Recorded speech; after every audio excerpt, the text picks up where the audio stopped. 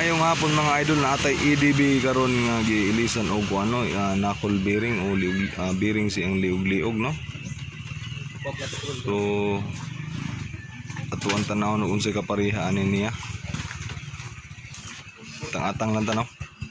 2,000 years later. So ito guys, so natanggal na rin sa wakas. Natanggal na rin yung ano, yung telescopic. Doon naman po tayo sa kanya ano, butterfly. 3,000 years later.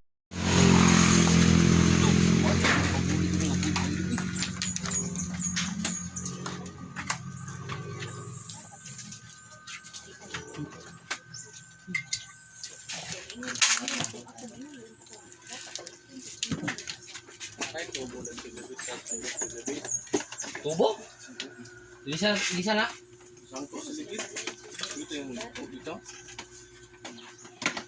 Ato na nga ang sidlan.